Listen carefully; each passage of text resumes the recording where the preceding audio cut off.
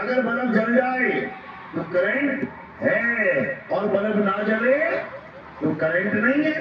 पंखा चल रहा है, अगर पंखा चल रहा है तो करंट है, और पंखा बंद है तो इसका मतलब करंट नहीं है। तो हम कैसे जानेंगे आत्मा है कि नहीं? अगर आपका शरीर चल रहा है, खा रहा है, पी रहा है, नहा रहा है, धो रहा है, इसका मतलब आत्मा है। और अगर आपका शरीर निर्जीव होके जमीन पे पड़ा है, ना हिले ना डुले, ना खाए ना पिए, ना चले ना बोले, दिल की धड़कन भी बंद हो जाए, तो इसका मतलब खेल खत्म हो गया भाई, खेल खत्म हो गया। यानी अब आत्मा नहीं है। आत्मा तो है लेकिन कनेक्टेड नहीं है। घर में करंट तो होता है लेकिन तुम केवल स्विच ऑफ कर दो, घर में पूरे करंट है, मीटर में करंट है, तारों में करंट है, लेकिन तुमने एक बटन दबा दिया पंखे के स्विच ऑफ का, तो करंट पंखे में नहीं जाएगा। समझो, इसी प्रकार हमारा भी एक स्विच है, ये ऑन और ऑफ हो जाता है।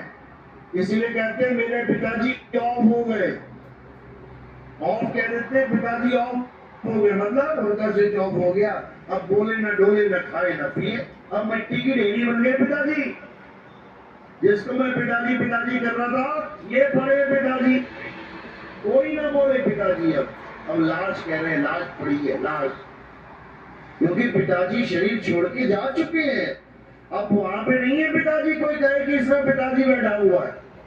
पिताजी तो चले गए। और बोलते भी हो, शाम को 7 बजे मेरे पिताजी ने देह त्याग कर दिया, मेरे पिताजी ने शरीर छोड़ दिया। देखो छोड़ दिया, कैसे छोड़ दिया? ऐसे छोड़ दिया। तो छूटने वाला गिरा या छोड़ने वाला गिरा? बस इतना समझ लेना। यानी जिसने छोड़ा है वो कौन है? अविनाशी आत्मा है, वो कभी नहीं मरेगा। और जो छोड़ा गया है वो क्या है? वो नाशवान शरीर है, वो कभी नहीं रहेगा, सदा सदा कभी नहीं रहता, ये इसका नाश होता ही होता है। तो अब क्या करना है? अब उस तत्व को जानना है जिसके कारण ये काया चल रही है, बोल रही है, खा रही है, पी रही है, गा रही है, बजा रही है। अब उस आत्मा को जानना है जिसके कारण तुम बोलते हो जय श्री राम, जिसके कारण तुम बोल रहे हो अल्लाहू अकबर, जिसके कारण तुम बोल रहे हो वाहेगुरु वाहेगुरु, जिसके कारण तुम बोल रहे हो हालेलुया। तो ये कौन बोल रहा है, किसके कारण बोल रहा है? अच्छे से समझ लेना। कहते चाम के महल में बोलता राम है, तू राम और चाम को चीन भाई। चाम का महल क्या है? ये है चाम का महल।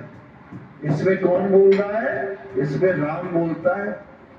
राम के महल में, चाम के महल में बोलता राम है। समझो, अब वो राम कौन है? वो आत्म राम है, आत्म राम। और वो सब में बोलता है, तुम में है, मुझ में है, घट घट में विराजमान है। वो घट घट मतलब ये मिट्टी नहीं, वरना मिट्टी भी बोल रही हो।